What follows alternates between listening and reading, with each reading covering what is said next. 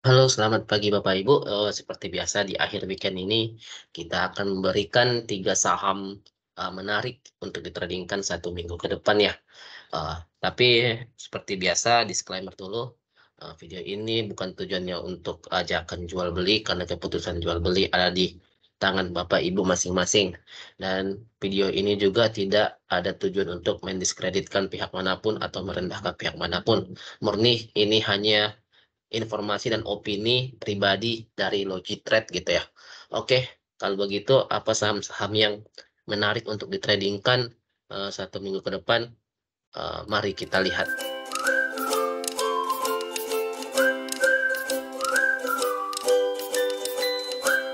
Oke, seperti biasa Bapak Ibu, kita mulai awal-awalnya itu kita mulai dari indeks saham dulu ya, indeks harga saham gabungan.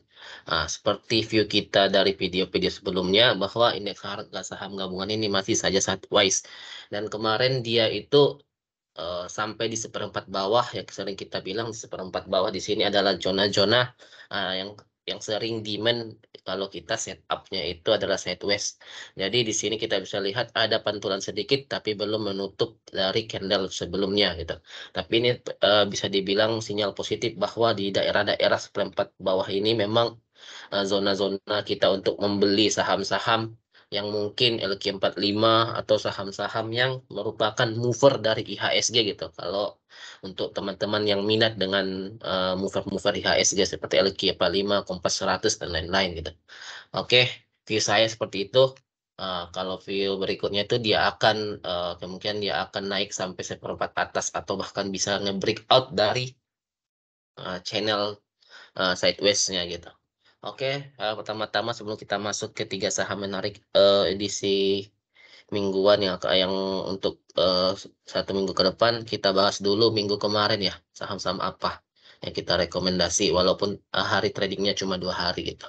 Oke, yang kemarin kita ada bahas Japfa, Emirates sama Hexa. Oke, baiklah kita lihat view-nya Japfa JPFA. Bagaimana dengan JPFA? Oh, ternyata JPFA ini menarik ya teman-teman. Masih menarik kalau coba kita lihat daily-nya gitu. Masih menarik. Kemarin kita itu ternyata area beli kita di 12.55. Kita tunggu dia di neckline atau resisten become supportnya ya. Tapi ternyata tidak dikasih gitu. Ternyata dia dikasih hanya sampai 1.300 gitu. Untuk teman-teman yang mungkin agresif ya, happy cuan untuk Japfa ini. Karena kemungkinan dia akan bisa naik lebih tinggi lagi ke target pertama kita yaitu 13.80. Kalau saya pribadi, saya tetap nunggu di 12.55 gitu. Atau yang belum masuk, kita tunggu saja di 12.55 gitu. Tapi yang sudah masuk duluan, yang sifatnya agresif trading, selamat and happy cuan. Uh, Fee-nya ke depan itu Java ini juga akan tetap bagus sepertinya. Uh, sampai ke target pertama kita ya. Sepertinya bakal tetap bagus, tapi kita tetap minimalkan resiko dengan stop loss yang ketat. Oke, berikutnya itu adalah MRAT. Dari MRAT kemarin, ternyata kalau kita lihat MRAT di hari Selasa atau di hari Senin ya. Hari Senin low 555, Selasa juga low 555. Titik entry kita ternyata juga di 555. Oke, happy cuan bagi yang ngambil gitu. Happy cuan bagi yang ngambil ternyata sudah masuk ke daerah entry kita. Kalau sudah bagi yang ngambil mungkin sekarang lagi plotting profit sampai sekarang lagi plotting profit sampai 6,33% ya. Happy cuan yang mengambil. Tapi tetap target kita di sekitaran 635 untuk target dekatnya. Untuk target jauhnya, seperti kita bahas mengenai sektor kosmetik di video kita edukasi sebelumnya bahwa sektor kosmetik ini sekarang sudah mulai seksi ya. Sudah mulai bagus, sudah mulai banyak inflow di sini dan bisnisnya itu bisnis yang sangat menguntungkan karena kaum kaum wanita kita itu tidak bisa lepas dari kosmetik. Dan juga seperti kita bahas juga di video sebelumnya bahwa Indonesia konsumsi kosmetik halal nomor 2 terbesar di dunia gitu. Oke, itu mungkin untuk Emrat. Kita bahas berikutnya adalah Hexa. Hexa ini sepertinya juga valid, happy cuan bagi yang ngambil gitu ya. Oke, di hari Senin ternyata masuk ke range beli kita di 5.700. Nah, sekarang lagi floating profit. Seperti target kita di 5.900 ya. Happy cuan yang ngambil gitu. Oke. Untuk jauhnya ini masih menarik karena sepertinya ini buat mirip seperti pola inverted head and shoulder kalau dilihat-lihat ya. Oke, itu untuk pembahasan dari minggu sebelumnya yang hanya 2 hari tradingnya. Kalau mau di keep masih aman sepertinya. Tapi keputusan jual beli ada teman-teman gitu. Tetap di teman-teman. Oke, berikutnya itu untuk saham berikutnya itu saya suka di BSSR, Kowal gitu. Oke, kalau bisa kita lihat Kowal, oh dia itu ternyata mantul di support. Supportnya di sini dia mantul, dia buat candle doji ya awalnya baru dia mantul. Nah, jadi ini bisa dibilang risk rewardnya menarik. Risk rewardnya menarik. Kalau kita sekarang beli di sini di 350 rewardnya kalau dia close di bawah 327 TP-nya itu langsung saja. Di sini TP awalnya di 357, risk reward hampir 2,75 gitu. Kalau dari teknikal juga stokastik dia bisa dibilang sudah oversold dan dia sudah golden cross gitu. Selain itu ada yang menarik juga kalau kita lihat harga komoditas coal dalam minggu kemarin itu cukup baik ya. Terjadi peningkatan harga baik di Newcastle Future dan juga kalau kita lihat di Rotterdam. Kita lihat coba Rotterdam. Kalau Rotterdam, Rotterdam juga bagus ya. Harganya itu rata-rata naik di 3,77%. Eh, Minggu kemarin itu berita yang bagus bagi coal gitu. Baik Newcastle maupun eh, Rotterdam. Jadi ini salah satu katalis positif bagi emiten-emiten coal gitu. Oke, mungkin itu saja untuk BSSR. Berikutnya itu masih coal lagi yaitu Bayan. Bayan juga setelah jatuh jauh, setelah dia break downtrendnya ya, break di sini downtrendnya. Sekarang dia bakal mencoba untuk break dari resistennya di sini. Nah, dengan sentimen call yang bagus tadi, mungkin saham Bayan ini menjadi salah satu pilihan bagi kita di luar BSSR tadi gitu.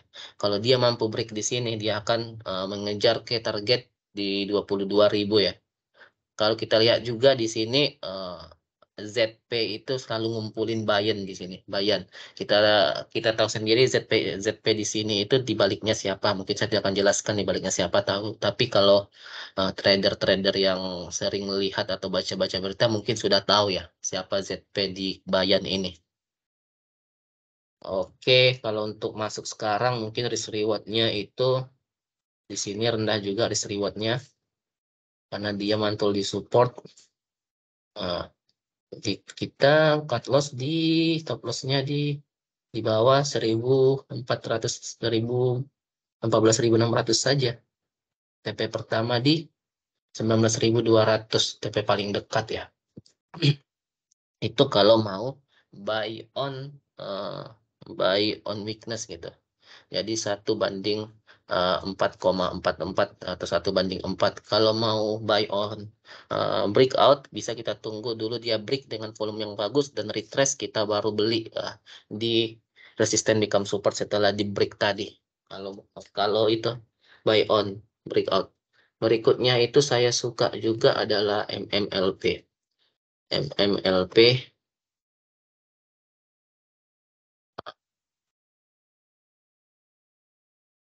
Kenapa saya suka? Mungkin kita coba lihat zoom out ya, zoom out untuk 1 mingguan.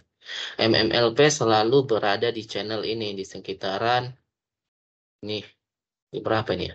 Di 400 sampai 505 gitu. Dia ngumpul sepertinya dia buat channeling di sini, sideways sekitaran sini. Sekarang dia sudah sekitaran arah ke bawah. Seperempat bawah mungkin juga sudah masuk. Kita zoom in lagi.